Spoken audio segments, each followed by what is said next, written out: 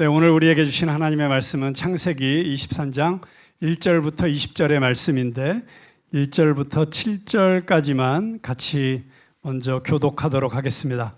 사라가 127세를 살았으니 이것이 곧 사라가 누린 햇수라.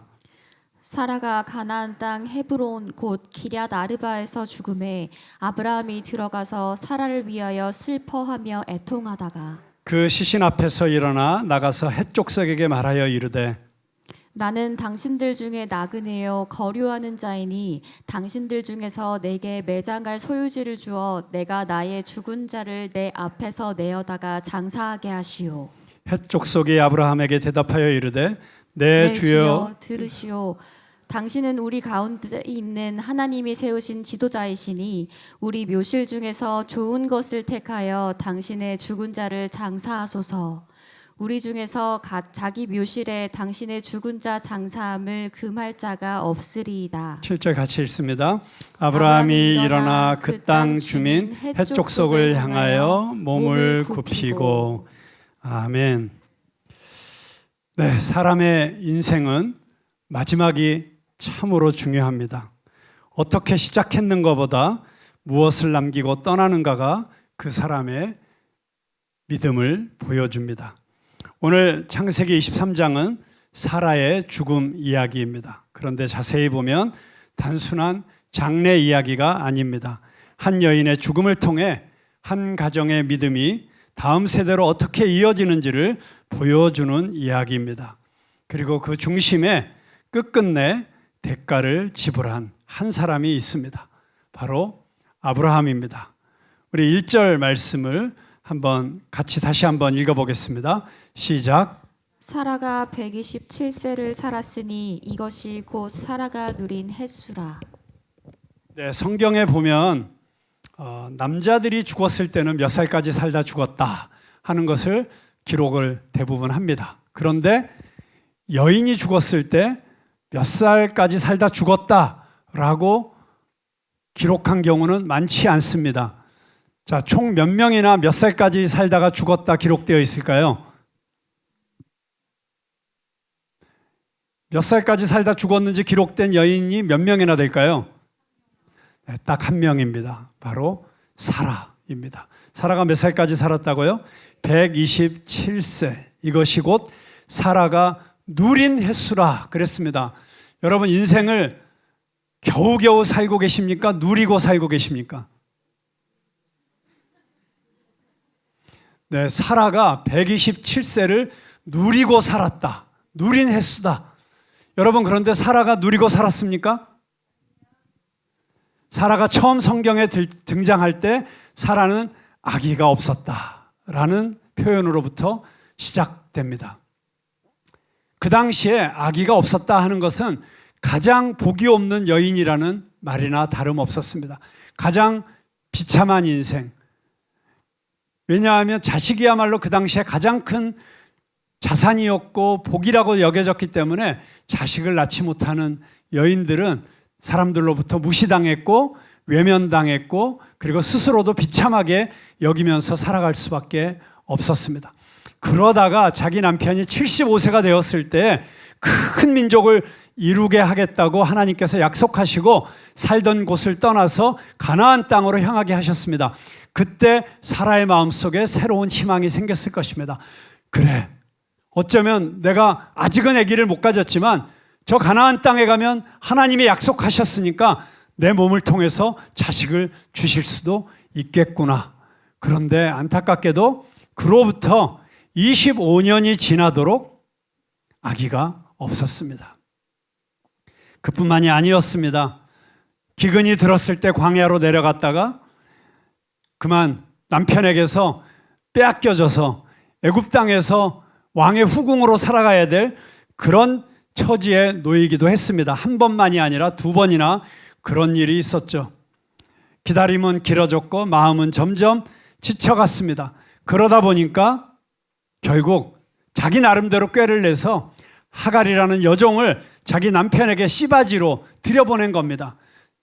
그렇게 해서라도 자식을 갖고 싶은 그 안타까운 마음이 있었지만 또 한편으로는 하갈을 통해서도 자식이 안 나왔으면 하는 그런 마음이 있었을지도 모르겠습니다. 그런데 덜컹 첫날 밤을 치르자마자 아들이 생긴 거예요.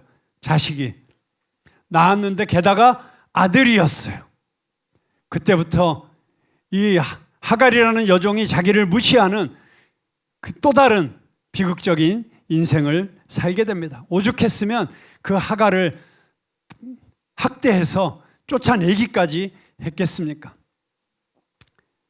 결국 아기가 없던 인생으로 대표되는 사라의 인생은 누렸다라고 하기엔 사람의 눈으로 보면 너무나도 박복한 인생처럼 보일 수 있습니다.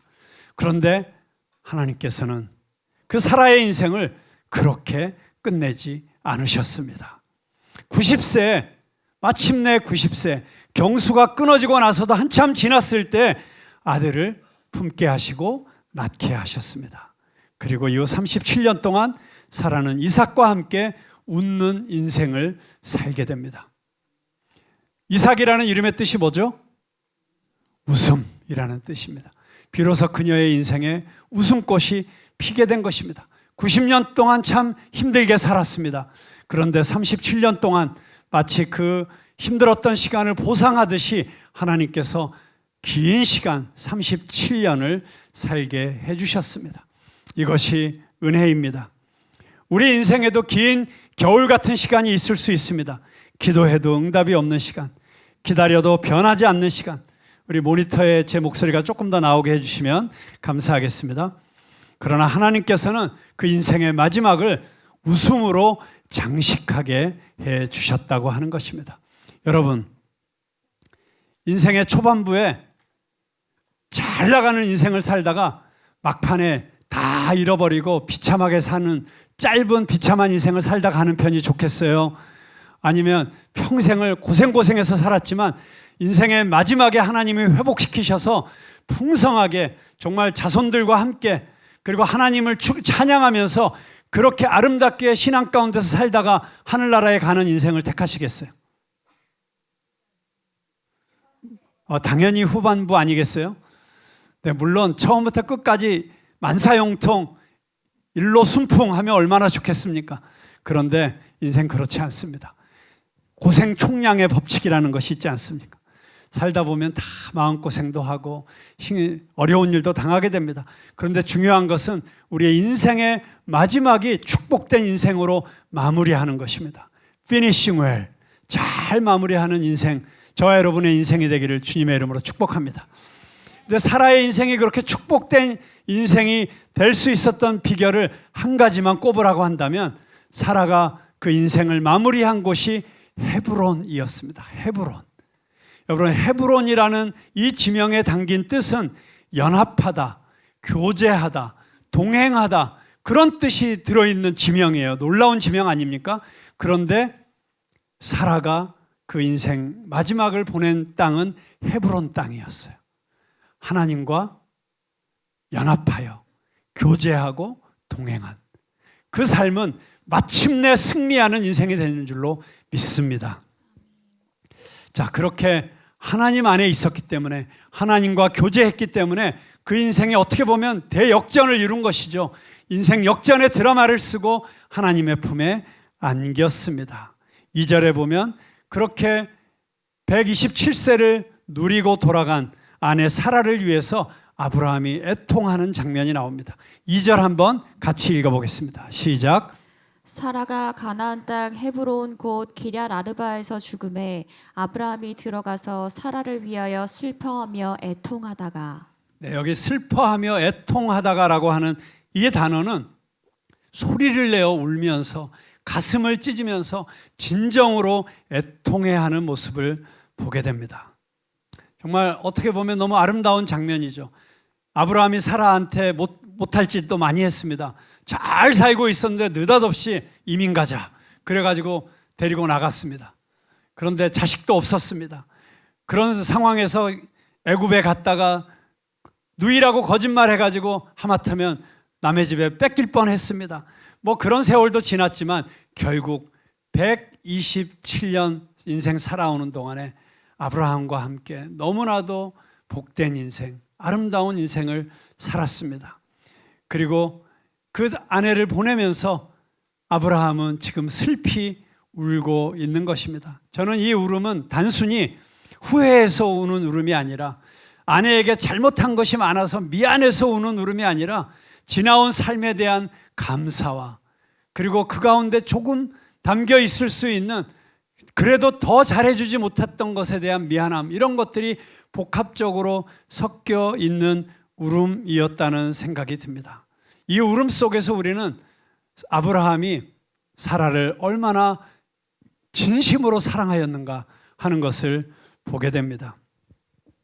자, 그런데 이 다음 장면에서 이제 굉장히 중요한 대목이 등장을 합니다. 아브라함이 그렇게 슬피 울며 애통만 하고 있었던 것이 아니라 아브라함은 이제 사라의 매장지를 구하려고 합니다. 자, 여기서 우리가 한 가지 알 수 있는 것이 있습니다. 사라가 죽은 다음에야 매장지를 구하려고 했어요. 만약에 사라가 오래 아팠었다면 아마도 이미 매장할 땅을 구해 놓았을 것입니다. 장사할 준비를 다 해놨을 것입니다.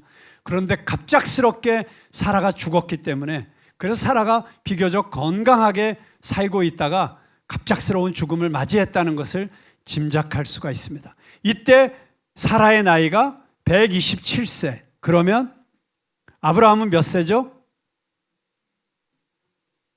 네, 비교적 쉬운 계산인데, 네, 137세. 왜냐하면 10살 많으니까. 자, 그러면 누가 먼저 하늘나라 가야 돼요? 여성의 평균 연령이 높습니까? 남성의 평균 연령이 높습니까? 네, 그러면 당연히 아브라함이 먼저 가야 되는데 아브라함은 그 뒤로도 거의 40년을 더 살아요. 자, 이걸 보면 인생에 누가 먼저 가는지는 정해져 있지 않다라는 걸 볼 수가 있습니다. 누가 더 건강하고 누가 더 오래 살고 하는 것은 객관적인 시각에서 결정되는 것이 아니라 하나님께서 정하신 때에 결정된다고 하는 것입니다. 자, 하나님께서 언제 우리를 데려가실지 모르기 때문에 우리는 언제라도 하나님 앞에 갈 준비를 하고 살아가야 될 것입니다. 우리에게 있어서 중요한 것은 우리가 이 땅에 사는 동안 하나님께서 나를 이 땅에 보내신 그 부르심에 합당하게 살았느냐, 나를 이 땅에 보내시면서 나를 통해서 하나님께서 이루고자 하시는 그 소명을 이루었느냐. 제가 한 2년 동안 나를 향해서 하나님께서 주신 사명, 내가 이 땅에 살면서 이루어야 되는 그 한 가지, 그걸 뭐라고 했죠? 데스티니라고 했습니다. 그 데스티니를 이루는 것이 우리 인생의 가장 중요한 사명이다라고 말씀드렸고, 그 사명을 이루어가는 삶을 살 때 우리의 인생은 행복하다고 말씀드렸어요. 자, 사라는 자기의 데스티니를 이루었습니까? 어떻게 이루었죠? 이삭을 낳았습니다. 야, 어차피 누구나 다 자식 낳고 가는 건데 아들 하나 낳고 갔다고 그게 자기의 데스티니를 이루었느냐? 아닙니다. 어쩌면 우리 인생에 있어서 가장 중요한 소명은 우리의 후손을 낳는 것입니다. 우리의 자녀를 키우는 것입니다. 우리의 자녀를 낳고, 왜냐하면 하나님께서 창세기에서 주신 소명이 무엇입니까? 너는 생육하고 번성하라. 우리 육신의 자녀들을 통해서 생육하고 번성하지 못했다면 우리의 영적인 자녀들을 통해서도 생육하고 번성하는 축복을 누리실 수 있게 되길 주님의 이름으로 축복합니다. 우리가 후손을 낳고 우리의 믿음의 대를 이어가는 것, 그래서 하나님의 나라를 확장시켜가는 것이 우리에게 가장 중요한 소명이에요. 그런데 그 이스라엘 민족, 하나님이 택하신 민족을 이루는 첫 열매가 이삭이고, 그 이삭을 낳는 것, 그거 하나로서 사라는 자신의 소명을 다 이룬 것입니다. 이 자리에 계신 많은 부모님들이 계시죠. 어버이 주일입니다. 이 어버이 주일을 맞아서 부모가 왜 중요한 것인가, 부모의 소명이 얼마나 가치 있는 것인가를 한번 생각해 볼 수 있기를 바랍니다. 하나님이 우리에게 자식을 주셨다는 것이 얼마나 놀라운 축복입니까? 어쩌면 우리가 이 땅에 태어나서 남들이 부러워할 만한 어떤 큰 업적을 이루지 못했다고 할지라도, 우리가 어떤 위대한 공적을 남기지 못했다고 할지라도, 우리는 자녀 하나를 하나님의 뜻에 맞게 탄생시키고 그 자녀를 믿음으로 양육하고 기도로 양육해서 돌보아서 정말 그가 하나님의 사람으로 설 수 있도록 해주는 것, 그 일 하나만으로도 우리 인생에 가장 가치 있고 의미 있는 일을 다 이루었다고 우리는 그렇게 말할 수 있을 것입니다. 하나님이 이 땅 가운데 직접 세우신 유일한 두 기관이 있어요. 그 기관이 하나는 가정이고 하나는 교회입니다. 둘 다 다음 세대를 낳는 곳입니다. 둘 다 다음 세대를 키워가는 곳입니다. 가정을 통해서, 교회를 통해서 우리는 그 소명을 다 이룰 수 있기를 주님의 이름으로 축복합니다. 제가 지난주에 한 우리 교회 청년을, 청년이라고 하기엔 이미 애가 있기 때문에 그래도 청년이죠. 청년 나이에 애가 있어요. 그런데 너무 힘들다는 거예요. 애 하나 키우기가. 그래서 결국 자기가 이런저런 일을 하고 있었는데 그 중에 한 가지 일을 내려놔야만 되겠다. 그러지 않고선 도저히 감당해낼 수가 없다. 여러분, 정말 자녀를 키우는 것이 쉽지 않습니다. 이 자리에 있는 자녀들은 그래서 부모님께 다시 한번 진심으로 감사하는 마음을 품는 오늘 이 예배 시간이 되기를 주님의 이름으로 축복합니다. 네, 우리 부모들은 어떻게 자녀들을 키웠습니까? 다 먹을 거 먹고 쓸 거 쓰고 남은 돈으로 애 키웠습니까? 아니면 애 키우고 남은 돈으로 먹었습니까? 요즘은 조금 안 그런지 몰라도 정말 우리 부모 때는 정말 집안에 소도 팔고 밭도 팔아서 서울로 보내서 대학 보내는 그런 부모들이 허다했습니다. 그래서 오늘날 대한민국이 만들어진 것입니다. 이 대한민국에 천연 자원도 없는, 정말 지하 자원도 별로 없는, 석유도 나지 않는 이 나라에서, 이 나라가 오늘날 세계 5대 강국에까지 지금 들어가려고 하는 이런 놀라운 역사가 어떻게 일어났습니까? 하나님께서 주신 인적 자원 때문이죠. 근데 그 인적 자원이 그냥 키워진 것이 아니고 이런 부모들의 희생 때문에, 부모들의 헌신 때문에 되어졌다고 하는 것입니다. 우리 사라를 통해서 우리는 정말 이삭 하나를 키워놓고 생을 마감하는 것이 얼마나 복된 일이었는지를 다시 한번 생각하면서 우리에게 주신 육신의 자녀들, 그리고 우리의 영적인 자녀들을 잘 키워내는데 우리의 남은 인생에 에너지를 집중할 수 있는 우리 모두가 될 수 있게 되기를 주님의 이름으로 축복합니다. 자, 이렇게 귀한 인생을 살고 간 사라를 애도하면서 아브라함은 이제 그녀에게 합당한 매장지를 구하려고 합니다. 근데 여기서 아주 놀라운 일이 등장을 합니다. 왜냐하면 아브라함이 그 당시에 땅 주인이었던 유지들을 다 불러 모아가지고 내 아내를 매장할 묘시를 저에게 주십시오. 여기서 주십시오는 공짜로 달라는 게 아니고 돈 주고 사겠다는 뜻이에요. 그랬는데 이 히타이트 사람들, 해족속들이 이렇게 얘기합니다. 무슨 말씀입니까? 당신은 하나님이 우리에게 보내신 지도자이십니다. 아무 묘실이나 마음대로 쓰십시오. 정말 여기서 놀라운 표현이 등장하지 않습니까? 여러분, 이방 사람들이, 하나님을 알지 못하는 사람들이 아브라함에게서 얼마나 선한 영향력을 받았던지, 당신은 하나님이 우리에게 보내주신 지도자입니다. 방백입니다. 이런 표현도 등장하는데, 당신은 보통 사람이 아닙니다. 당신을 보니 하나님이 함께 하시고 있는 것 같습니다. 여러분, 우리가 이 세상에서 살아가면서 우리가 들을 수 있는 가장 명예롭고 영광스러운 호칭이 바로 이 호칭이라고 생각합니다. 당신은 하나님이 우리에게 보내신 사람입니다. 당신이 우리 회사에 있어서 우리 회사가 이렇게 잘 되고 있습니다. 당신 때문에 우리 동네가 복받고 있습니다. 교회가 이곳에 있기 때문에 우리 마을이 번성하고 있습니다.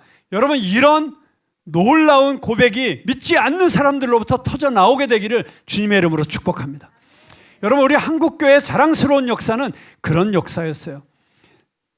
한국 사회가 일제 식민지 시대, 6.25 전쟁 때 정말 어렵고 힘들었던, 가난했던 시절에 사람들은 교회에서 위로를 받았고, 교회를 통해서 도움을 받았고, 교회를 통해서 꿈과 비전을 얻었고, 교회에서 사람들이 새로운 교육을 받았고, 학교를 세웠고, 병원을 세웠고, 그렇게 해서 대한민국이 복을 받았습니다. 그런데 지금 어떻습니까? 이렇게 축복을 누리고 있는 대한민국에서 오히려 한국교회는 갈 길을 잃어버린 것처럼 세상으로부터 손가락질을 받고 있지 않습니까? 이 사회를 이끌고 가기보다는 오히려 사회에 어려움을 주는 존재로 인식되고 있지는 않습니까? 여러분, 우리 한국교회가 크게 회개하고 우리 믿음의 선배들의 그 자랑스러운 발자취를 다시 따라가기 위해서 우리의 신발끈을 다시 조여매고 그리고 우리의 마음 자세를 새롭게 해야 될 때라고 생각합니다. 우리 푸른나무 교회가 그런 교회가 되기를 바랍니다. 이기적인 교회가 아니라 세상을 위해서 아낌없이 내어놓는 교회, 우리의 다음 세대를 위해서 아낌없이 투자하고 희생하는 그런 교회가 될 수 있게 되기를 주님의 이름으로 축복합니다. 어렵고 힘들고 가난한 이웃들을 위해서 나누어 줄 줄 알고 베풀 줄 아는 그런 교회가 될 수 있기를 바랍니다. 그리고 우리 교회에서 자라나는 우리의 자녀들이 나 혼자 더 높은 곳으로 올라가서 나 혼자 더 많은 것을 깔고 앉는 그런 사람들이 아니라 많은 사람들을 먹이고 살리는, 생명을 살리고 사회를 이롭게 하는 그런 자녀들로 키워내는 것이 우리가 이 세상에 할 수 있는 가장 값진 기여라고 할 수 있을 것입니다. 자, 이 해족속들이 아브라함을 이렇게 높이면서 당신은 하나님의 보내신 사람인데 우리가 당신 때문에 복을 받았는데 우리가 어떻게 돈을 받고 몇 자리를 주겠습니까? 아무거나 당신이 지정하시면 그대로 쓰십시오. 그런데 아브라함이 그들에게 부복하여, 여기 부복한다는 단어는 샤하라는 단어인데 예배라는 단어로도 번역이 돼요. 하나님을 예배할 때 엎드려서, 완전히 납작 엎드려서 예배할 때 샤하라고 합니다.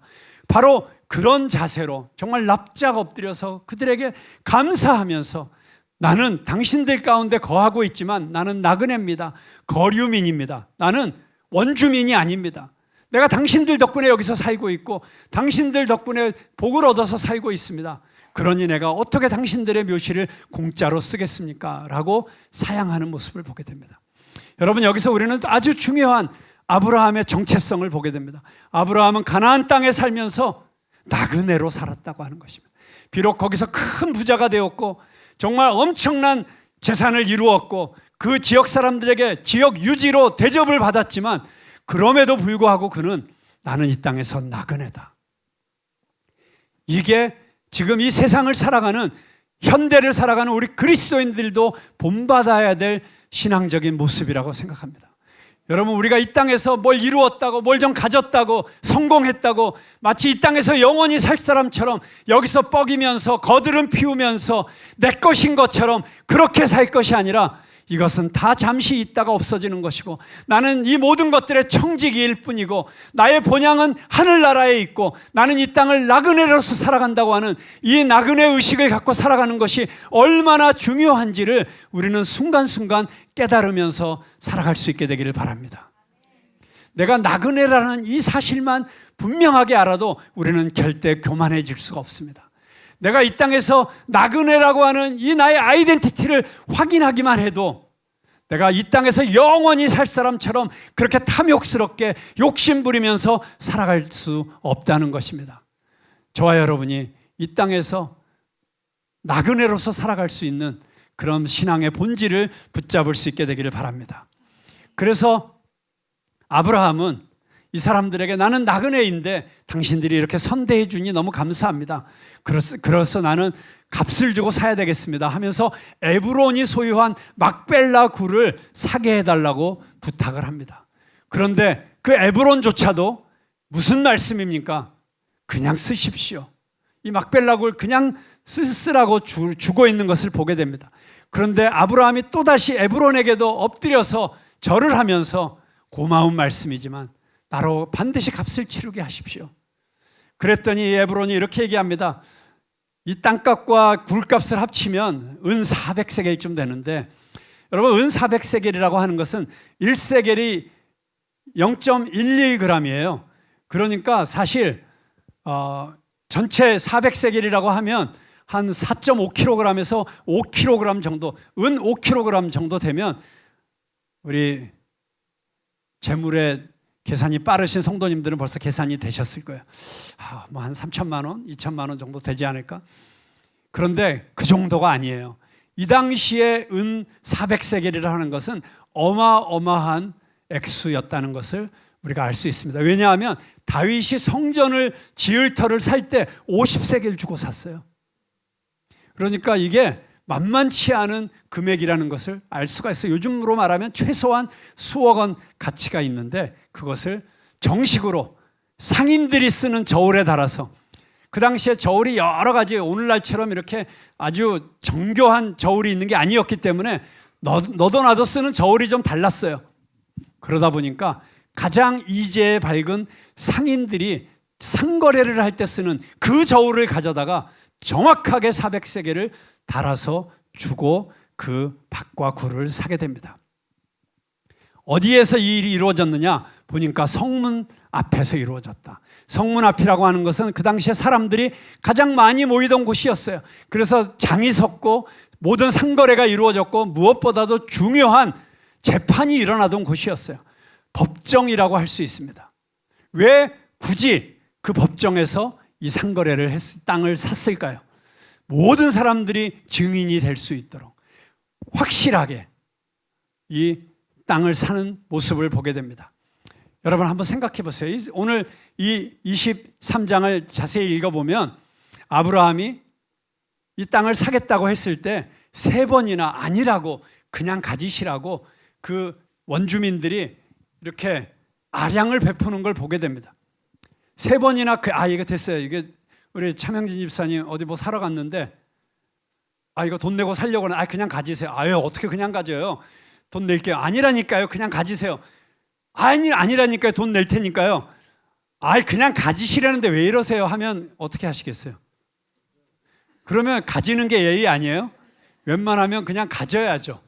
그런데 3번이나 아니라고 하는데도 굳이 왜 돈을 내고 샀을까요? 저는 이 아브라함이 끝끝내 대가를 지불하고 이 땅을 사는 모습 속에서 정말 중요한 몇 가지 교훈을 발견하게 됩니다. 제 마음속에 첫 번째로 드는 생각은 이것이었어요. 아브라함이 정말 사라를 사랑했구나. 여러분, 사랑하는 사람을 위해서는 뭔가 대가를 막 지불하고 싶어지지 않습니까? 어디 여행을 갔다가도 내가 진짜 사랑하는 사람을 위해서는 큰 돈을 내고라도 기념품을 사고 싶지 않습니까? 어디 여행 갔다 왔는데 갔다 왔다고 선물 주는데 보면 급하게 시간에 쫓겨서 그런데 안 사올 수는 없고 할 수 없이 어디 슈퍼마켓 가서 대충 사온 것 같은 그런 선물을 받을 때 기쁩니까? 안 기쁩니까? 그래도 그냥 온 것보단 낫지. 그렇지만 감동은 안 되잖아요. 근데 정말 감동이 되는 선물은 어떤 선물이에요? 여러분, 어버이날이라고 혹시 선물들 받으셨어요? 자식들로부터? 어린이날도 안 줬는데 내가 왜 어버이날이라고 해야 되냐? 이렇게 다 큰 아들, 딸들이 선물도 안 하고 지나갔습니까? 근데 어버이날이라고 선물을 받았을 때 선물 가운데 그 마음이 느껴지고 그 감동이 되고 나를 이렇게 생각하는구나. 눈물이 돌 때는 어떤 때입니까? 정말 대가를 지불한, 그게 꼭 비싸야 된다 이게 아니에요. 정말 이거를 준비하기 위해서 얼마나 시간을 썼을까, 얼마나 마음을 썼을까, 얼마나 내 마음을 헤아렸을까, 이런 게 느껴지는 것이 값진 선물이잖아요. 저는 아브라함이 이런 마음이 들지 않았을까 싶어요. 그냥 여기 묘지 많아요. 그 당시에는 단독으로 쓰는 묘지가 없었어요. 되게 가족들이 다 이렇게 큰 굴을 파가지고 거기다가 합장을 했거든요. 그러니까 거기 아무데나 정해서 빈자리 있으면 쓰라고 하는 거는 좋은 뜻일 수 있겠으나 어쩌면 내 사랑하는 아내를 위해서 남의 집에 새빵살이 하듯이 그렇게 묘자리를 쓰고 싶지는 않다. 내 아내를 위해서 가장 좋은 묘실을 내가 값을 주고 사서라도 잘해주고 싶다. 이런 마음이 있지 않았을까 하는 그런 생각이 들었습니다. 여러분은 어떻게 생각하세요? 혹시 그런 마음이 있었을까요? 여기 남편분들의 마음은 어쩌면 내 아내를 위해서, 내 아내가 죽었을 때 어차피 화장할 때 다 태우는 건데 관 그거 제일 싼 거 쓰나 제일 비싼 거 쓰나 똑같지만 그래도 내가 제일 비싼 관을 쓰고 싶은 뭐 그런 마음이 있지 않을까, 그런 생각이 들기도 합니다. 그런데 또 다른 이유는 어쩌면 이런 이유였지 않을까 생각을 합니다. 뭐냐면 사람이 좋을 때는 그냥 쓰세요 했다가 나중에 혹시라도 지역 주민들하고 아브라함하고 관계가 깨져. 그러면 야, 저 사라 저 묻은 것 파내, 딴 데로 보내. 뭐 이러지 않을까요? 아니, 당신들이 그냥 묻으라고 했잖아요. 아니, 그런 기억 없는데. 여러분, 살다 보면 이런 일이 있을 수 있을까요, 없을까요? 그래서 뒷일을 생각하면서 철저하게 내 안에 사라의 장례를 준비하는데, 혹시라도 뒤에 있을 잘못된 어떤 사건이 내 아내를 힘들게 할 수 있기 때문에 내가 뒷일을 깔끔하게 정리하는 이런 모습 속에서 아브라함은 믿음의 사람이었지만, 그러나 세상 일에 있어서도 철저하게 준비하고 대비하는 모습을 볼 수 있었다는 생각을 합니다. 정확하게 계약을 합니다. 그리고 공개적으로 거래를 합니다. 모든 증인들 앞에서 처리를 합니다. 훗날 생길 수 있는 갈등과 분쟁의 소지를 미리 끊기 위해서입니다. 저는 이 모습 속에서 어쩌면 오늘날 우리가 교회 생활을 하면서도 우리 안에서 우리가 분명히 해야 될 것을 잘 해놔야 되겠다는 생각을 다시 하게 됩니다. 계약서 잘못 써서 고생할 때가 얼마나 많이 있습니까? 처음에 계약할 때는 괜찮다고, 그렇게 해도 된다고 했다가 나중에 시간 지나고 났더니 아니라고, 언제 그런 말 했냐고 고생시키지 않았습니까? 처음에는 다 좋은 뜻입니다. 그냥 믿고 합시다. 교회인데 괜찮겠죠. 교인들끼리 뭘 그런 걸 따져요. 그냥 넘어가요 해서 나중에 문제 생기는 경우를 너무 많이 보았습니다. 여러분, 그래서 교회에서 가능하면 절대로 교인들끼리 동업하지 마십시오. 동업해서 결과가 좋은 경우가 많지 않습니다. 동업하지 마시고 그냥 도와주세요.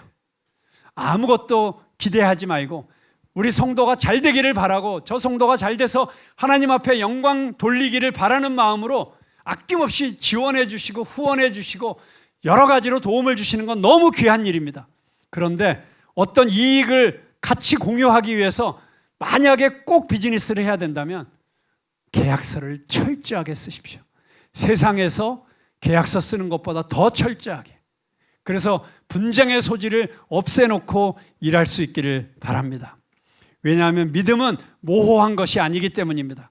빛 가운데 행하는 것이고 공명정대하게 행하는 것이고, 누가 보더라도 분쟁의 소지, 이견의 소지가 없이 행하는 것이 믿음의 사람들의 특징이 되어야 된다고 하는 것입니다. 그렇게 함으로써 나도 이롭고 상대방도 이롭게 해야 되는 것입니다. 계약서를 왜 분명히 써야 됩니까? 그것이 나도 지켜주고 상대방도 지켜주기 때문입니다. 그러지 않고 믿는 사람끼리 대충 하다가 나중에 그것 때문에 깨져가지고 교회 떠나고 교회 다니면서도 서로 쳐다보지도 않고 이런 모습들이 있지 않게 되기를 바랍니다.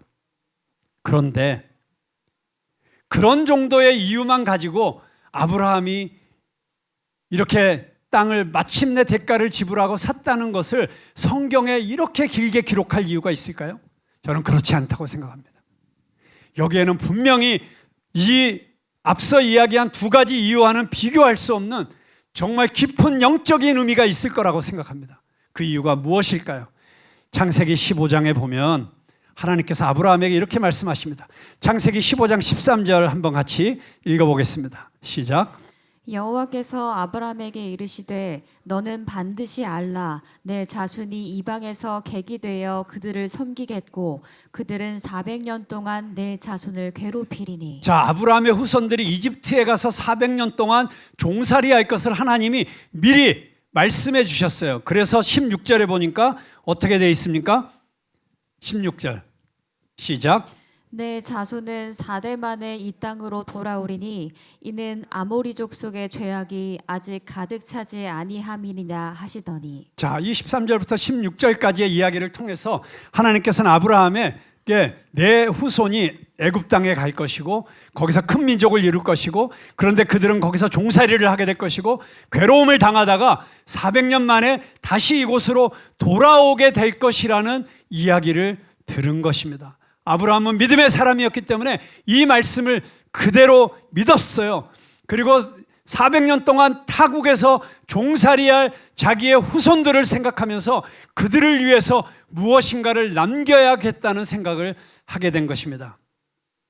그래서 후손들이 돌아와야 될 자리, 그들이 마음속에 계속 품고 있어야 할 자리를 남기고 싶었던 것입니다. 우리 집은 애굽이 아니다. 우리는 약속의 백성이다. 하나님이 가나안 땅을 우리에게 주시겠다고 한 약속은 끝나지 않았다. 그 믿음의 표지를 남기고 있는 것입니다. 그래서 사라만 이 막벨라 굴에 장사된 것이 아니고 아브라함도 그곳에 묻힙니다. 이삭도 그곳에 묻힙니다. 리브가도 그곳에 묻힙니다. 그래서 어떻게 됩니까? 야곱이 애굽에서 죽었습니다. 야곱이 유언을 남깁니다. 나를 이곳에 묻지 말고 우리 조상들이 묻혀 있는 헤브론 땅에 묻어달라. 그래서 요셉이 아버지의 시신을 운구하여 이 막벨라 굴까지 와서 장사를 치르게 됩니다. 심지어 요셉까지도 죽으면서 유언을 합니다. 창세기 50장 24절 같이 읽어보겠습니다. 시작. 요셉이 그의 형제들에게 이르되 나는 죽을 것이나 하나님이 당신들을 돌보시고 당신들을 이 땅에서 인도하여 내사 아브라함과 이삭과 야복에게 맹세하신 땅에 이르게 하시리라 하고. 요셉이 또 이스라엘 자손에게 맹세시켜 이르기를 하나님이 반드시 당신들을 돌보시리니 당신들은 여기서 내 해골을 메고 올라가겠다 하라 하였더라. 여러분, 이게 무슨 말씀입니까? 요셉은 알고 있었습니다. 우리의 조상 아브라함이 막벨라 굴을 사서 그곳에 조상들의 묘실을 삼은 것은 우리로 하여금 우리가 돌아갈 땅이 있다, 우리가 돌아가야 될 믿음의 고향이 있다, 약속의 땅이 있다 하는 것을 잊지 말도록 이 묘실을 사두었던 것입니다. 우리는 여기 사람이 아니다. 우리는 약속의 땅으로 돌아갈 백성이다. 여러분, 그렇기 때문에 사라의 죽음은 단순한 장례가 아니었습니다. 그 후손들의 영적인 방향을 붙드는 나침판이 되는 사건이 되었습니다. 프랑스의 노르망디 해변에는 끝없이 이어진 흰 십자가 묘지가 있습니다. 젊은 군인들이 자유를 위해 목숨을 바친 자리입니다. 그 묘지는 단순한 공동묘지가 아닙니다. 그 묘지는 다음 세대에게 이렇게 말합니다. 너희의 자유는 그냥 주어진 것이 아니다. 누군가 값을 지불했기 때문에 오늘날 서구 유럽의 자유가 존재하는 것입니다. 여러분, 양화진에 가면 초기에 이 땅에 와서 복음을 전했던 선교사들의 묘지가 있습니다. 그곳에 갈 때마다 우리는 한국교회가 이렇게 부흥하게 된 것이, 대한민국이 이런 나라가 된 것이 결코 그냥 주어진 것이 아니다. 태어난 지 6개월이 안 된 아이를 이 땅에 묻으면서 오자마자 1년이 안 돼서 병들어서 전염병에 걸려서 죽어간 선교사들이 있었고, 복음을 전하러 무인도처럼 작은 섬에 들어가다가 풍랑을 만나서 바다에 빠져 죽은 그런 희생이 있었기 때문에 오늘날의 한국교회가 있다는 것을 우리는 보게 됩니다. 막벨라 굴, 그 조상들의 묘실을 생각하면서 이스라엘 백성들은 아브라함이 대가를 지불해서 이 땅을 샀기 때문에 이 땅은 우리에게 약속의 땅의 근거가 되었다는 사실을 바라보면서 그 땅을 사모하면서 먼 타국 땅에서의 종살이 생활을 견뎌낼 수 있었던 것입니다. 우리 믿음의 사람들은 자기 세대만 보고 살지 않습니다. 다음 세대를 봅니다. 우리의 예배도 그렇습니다. 우리의 헌신도 그렇습니다. 우리가 교회를 세우는 것도 그렇습니다. 우리가 다음 주에 전교인 수련회를 가는 것도 그렇습니다. 연무대에 복음을 전하러 가는 것도 그렇습니다. 그냥 되어지는 것은 하나도 없습니다. 누군가의 희생이 있어야 됩니다. 누군가가 대가를 치러야 됩니다. 내가 그 대가를 치르는 사람이 되게 하여 주시옵소서. 나의 희생과 나의 섬김과 나의 기도와 나의 헌신을 통해서 다음 세대들이 일어나고 우리의 청소년부가, 우리 주일학교가, 연무대에서 훈련받고 있는 우리 대한민국의 젊은이들이 하나님 앞에 돌아오고 구원받는 역사가 일어나게 하여 주시옵소서. 그렇게 기도하며 헌신하고 대가를 지불해야 우리의 다음 세대가 길을 찾게 되는 것입니다. 우리 주님께서도 우리를 위해서 끝끝내 대가를 지불하셨습니다. 십자가는 값싼 은혜가 아닙니다. 예수님은 우리를 구원하시기 위해서 핏값을 치르셨습니다. 그러므로 오늘 우리도 질문해야 됩니다. 나는 나의 영적인 다음 세대를 위해서 무엇을 남기고 있는가? 내 자녀들과 후손들에게 어떤 믿음의 표지를 남기고 있는가? 내 삶은 하나님의 나라를 향한 방향을 가리키고 있는가? 우리가 부모님들이 돌아가실 때 가장 슬프죠. 그런데 그 슬픔 가운데서도 나는 아버지처럼은 살지 않을 거야. 어머니처럼은 살지 않을 거야. 자식들이 만약에 속으로 그렇게 생각한다면 얼마나 비극적인 죽음이겠습니까? 그런데 우리의 죽음 앞에서 우리의 자녀들이 나는 아버지처럼 신앙생활 할 거야. 나는 어머니처럼 기도하며 살 거야. 우리 아버지 어머니처럼 그렇게 평생 고난 가운데서도 어려움 가운데서도 찬양하며 하나님의 영광을 위해서 살아갈 거야.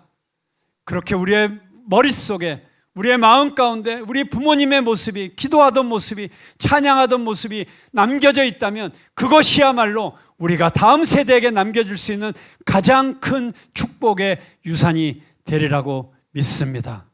그리고 그렇게 하기 위해서 우리 자녀들을 위해서 어떤 대가라도 아낌없이 치룰 수 있는 저와 여러분 그리고 우리 푸른나무 교회가 되기를 주님의 이름으로 축복합니다. 기도하겠습니다.